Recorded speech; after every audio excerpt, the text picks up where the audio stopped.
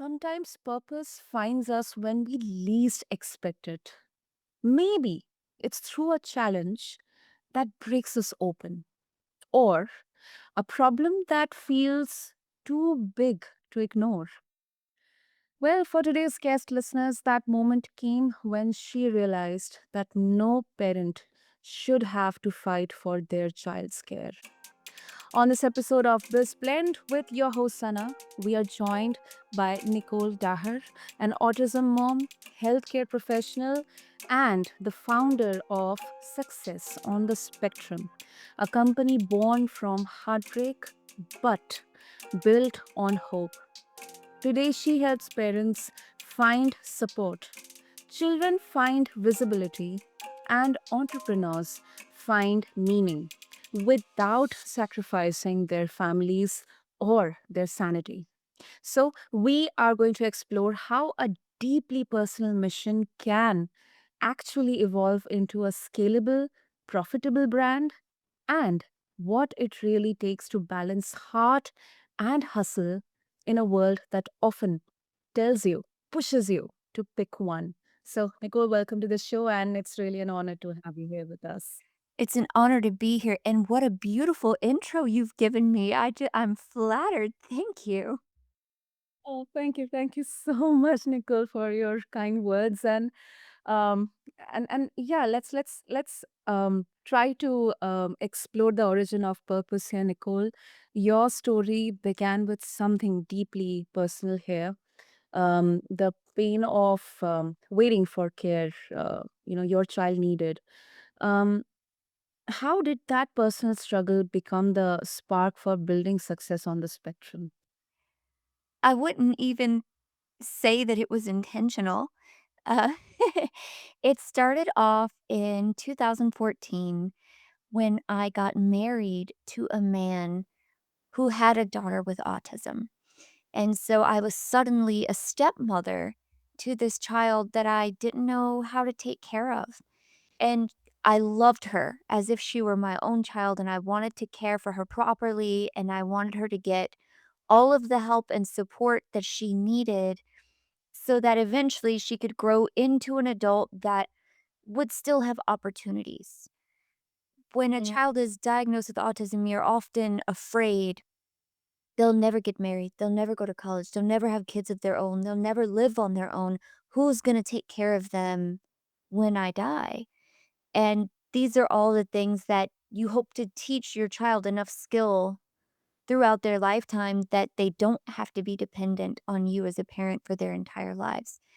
And that is what ABA therapy does. It stands for Applied Behavior Analysis. And so, as soon as a child is diagnosed with autism, the American Society of Pediatrics recommends that a child be enrolled in ABA therapy as soon as possible, and that therapy teaches them the life skills that they need to know, to grow independence. My daughter was enrolled in ABA therapy, but at 7 years old, they said, "Okay, you're done. She's aged out of the program. She has to go into the school system now." And she wasn't ready for it. And I was Mm, so worried about all the progress we had made and who's gonna support her now, and as you know, the American school system is not very great, and I was scared mhm, for her. So I opened up Success on the Spectrum, which is an ABA therapy business that accepts children all the way up to 18 years old. We don't cut it off at 6 or 7 years old. We keep the children for as long as they need to grow into mhm, successful adults. mm. I think here the essence here is that first of all, you are absolutely right that there's a very uh, big kind of a stigma or a stereotype that any kid and any person with um, autism or or anyone who is dyslexic or any kind of what conventionally is called disability, they wouldn't fit into the conventional norms, the social template in there. And secondly, I think you very rightly identified a gap where every child is assumed that they'll fit into this standard set template of only till 7 years you are accepted, and then after that everyone assumes that you are ready to be now adjusting yourself into the standard school system. But I think your initiative, it maintains the sanctity that every child will have their unique journey of learning, and I think that's what exactly it is honoring. So that's really really inspirational, really inspirational, Nicole. Thank you, and you're so right.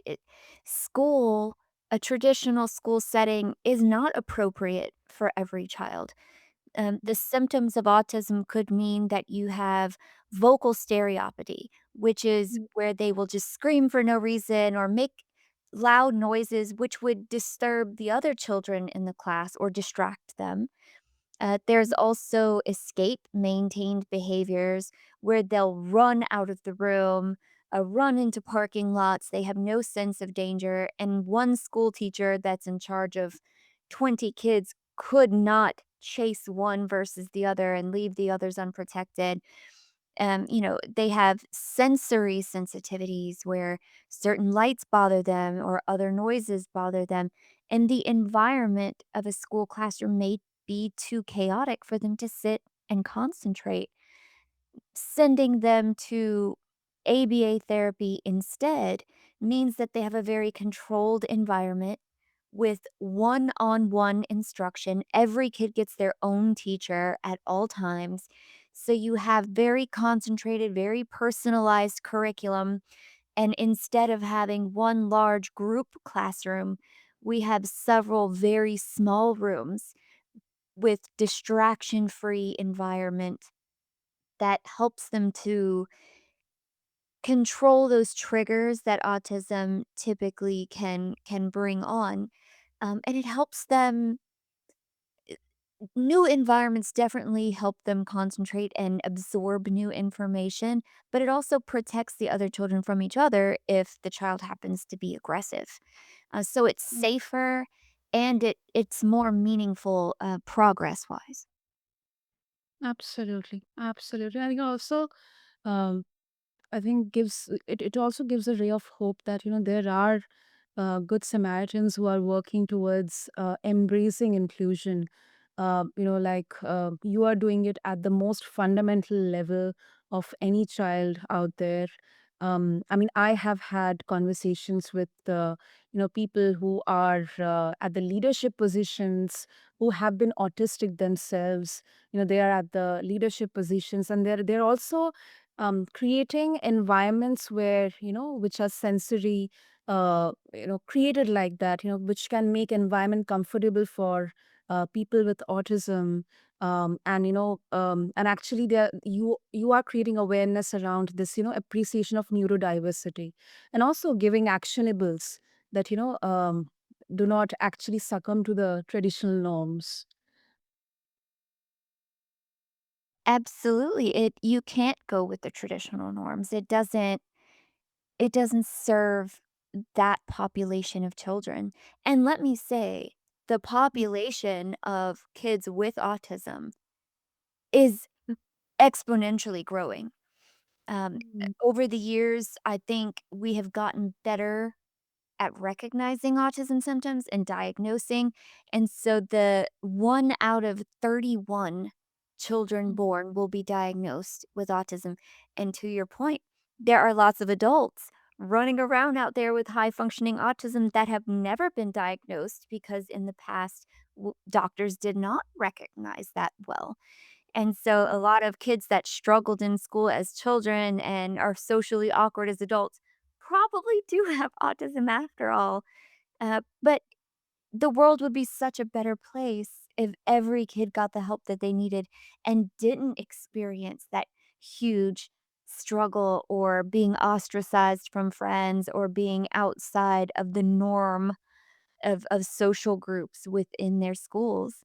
The more kids that there are, the more facilities like mine need to open to serve them, and it's a huge gap, and it's a huge business opportunity as well because there are so many people looking for this service and so few people that offer it. Absolutely. Absolutely. I think this is definitely such an apt example of, how um, it feels like to bridge between purpose and practicality. So that's really really amazing, actually, Nicole. So now, you also mentor ex corporate professionals who actually want impact without losing balance. So. Personally, for you, Nicole, I mean, what have you learned about scaling impact without burning out? Because sometimes it can be very, very emotionally or physically overwhelming. You are correct. So I opened the very first clinic in 20 uh, 2015, and it quickly became full. It was meant just to be a small thing for my daughter and a few other kids, but it grew quickly and we became full, and I felt guilty as a mother turning away other children because we didn't have space. So I expanded and we became full again. Then I opened a second clinic and we became full again. And I had this problem where you're right, I was working so much and so hard that I didn't have time to be a mother anymore. But there were still more families calling and asking to be admitted into our program. And I felt guilty. And I realized, like you said in your intro, this problem was bigger than just me. I couldn't fix it on my own. I needed help. I needed other people to pick up the same cause and to assist. And so, I franchised the business to make it Mm. easy to scale. And so now, we were the first franchise in the United States in this industry, trendsetters. But now all of my time is spent helping other aspiring business owners learn about this industry. I train them how to open the business, how to run it, how to hire employees, how to get clients, what to do when things happen, what kind of forms or paperworks, admissions forms and things that clients need to sign as they come in. And so it's really great that I'm not only helping the children, but now I'm also helping entrepreneurs become CEOs of their own company in this industry with such high demand and making money while doing good in the world and giving back to the community and earning all that good karma. That's really, really creative, Nicole. Really creative, very practical, actually. That, instead of, because when, you know, a person, and, especially an entrepreneur, is doing everything themselves, we often say in the entrepreneurial circles or for founders that, at one point, it's kind of inevitable for you to burn out. And that's exactly when, um, gradually you start to lose control, because you are not running the business, but the business is kind of now running you. And, you cannot exactly, as we all say, you cannot pour from an empty vessel. So I think it's very, very creative and very, I think, it's very responsible that, you are actually guiding, mentoring others to become entrepreneurs, and also bridge this gap between, that there's a very counterintuitive or very kind of, a negative connotation around profit with mission driven businesses. These two words, they cannot go together, like profit and NGO, profit or mission driven, profit and charity. So I think you are definitely kind of breaking so many stereotypes and busting so many misconceptions in there. Thank you. And it's true. Most philanthropic businesses are not profitable. A lot of them are nonprofits or charity organizations. It is rare indeed that you find a business model that helps others that is also profitable, and there is a way to treat the kids well and give them what they need, all while making money. And in the United States, I believe it's a little bit easier than other places. When a family comes to me and says they want to enroll their child in this service, they don't pay a dime. The health insurance is what pays the tuition for the children to attend our facility. So it doesn't place any financial hardship on the families that we serve. And it still helps the kids and it gives them a chance to become fulfilled and complete members of society that will contribute as adults instead of, being a burden by being dependent. So I think it serves the child, it serves the community, it serves us, and the payments aren't they're guilt-free payments, I like to say, because it doesn't come directly from them. It's subsidized by that insurance. Mm, exactly, exactly. And I think this could be a hard but very, very necessary mindset shift for a lot of new founders. Um, and also, as you mentioned about franchise, Nicole. Now, I would like you to bring a particular viewpoint from the critics. Now, a few would say that franchising or scaling social impact businesses, it risks watering down authenticity. So, how do you make sure, Nicole, that doesn't happen with success on the spectrum? You're so right about that. And there are several things that we do to keep the quality of our services high and the priority on the services for the children and not on the dollar. And so the first way that we do this is I'm very picky on who I allow to become a franchisee. We interview people, we see what their backgrounds are, and we look for patterns. We want people that prioritize the mission and not the profit. And I'm happy to say that one fourth or 25% of our franchisees are autism parents, just like me.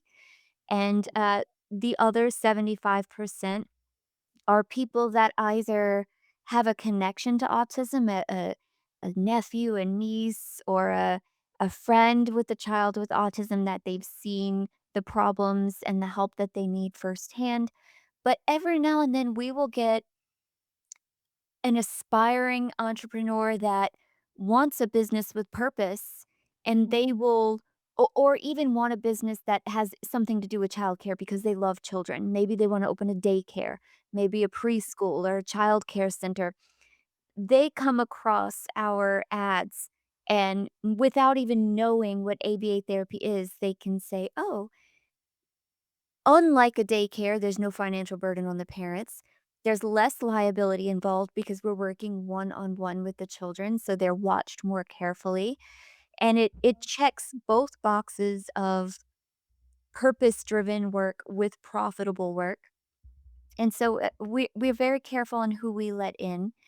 But secondly, after one of our clinics is open, we monitor their work.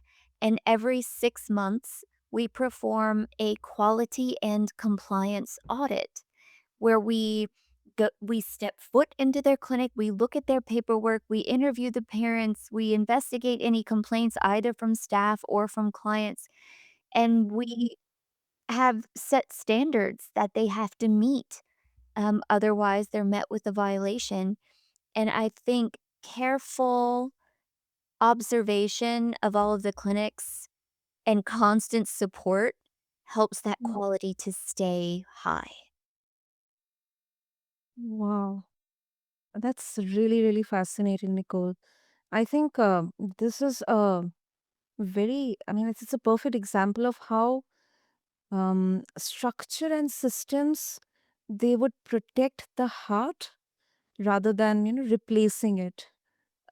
Because once again, people would once again ask, okay, Do you believe that heart can be replicated, or scaling comes with a trade-off? But I think this is such an apt example to once again silence those critics. So yeah, that's really good, Nicole.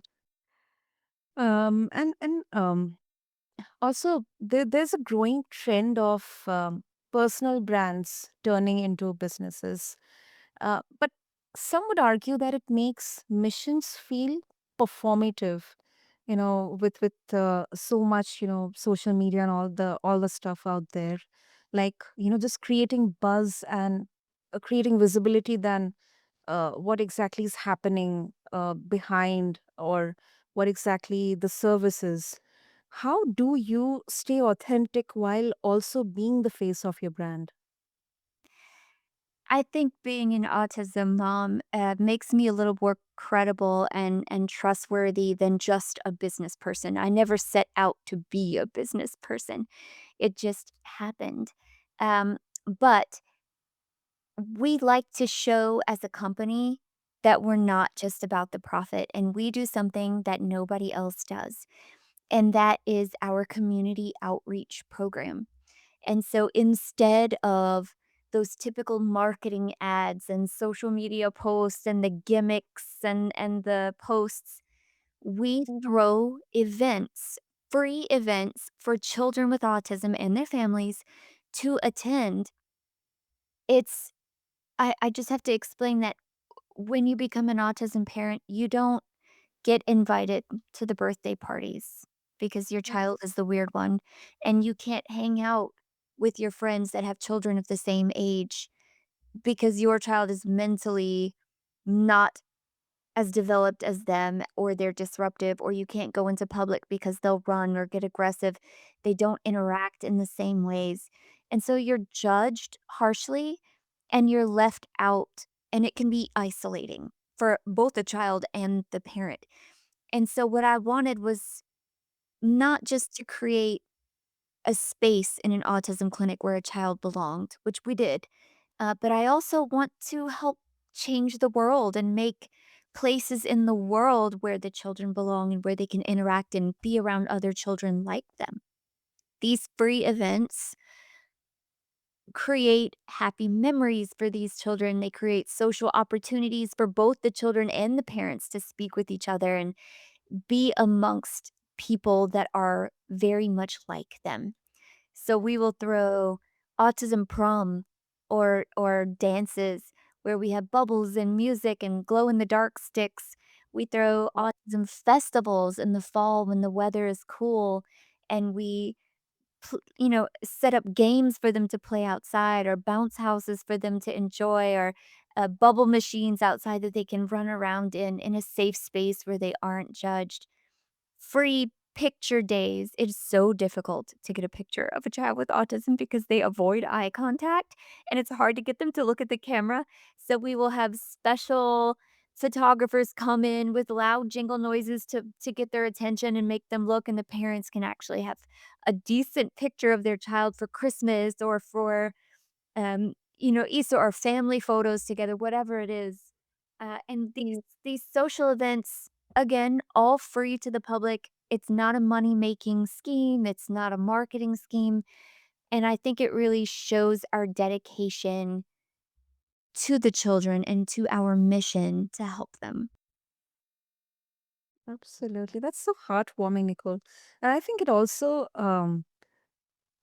reflects the intention behind all this, that it's coming from um heart. It's coming from someone, from a parent, from a mother, her fight, and it has now become a movement that I think very well is reminding all of us that when it comes to purpose and profit, they don't have to compete, but we can see a beautiful collaboration of both of them here. So, Nicole, thank you so much. And of course, if our listeners, they would like to explore more about success on the spectrum, they would like to connect with you, what will be the easiest way? Thank you. Yes, if anyone is interested in learning more, you can visit our website, successonthespectrum.com. Okay, super. So, listeners, what I'll do for all of you is have all the details in the show notes. So, just go and explore success on the spectrum. Find them, find the links along with this episode on your favorite podcast platform. And what I can say to all of you listeners, I think Nicole's story is a blueprint for building something that not only works, but it actually matters.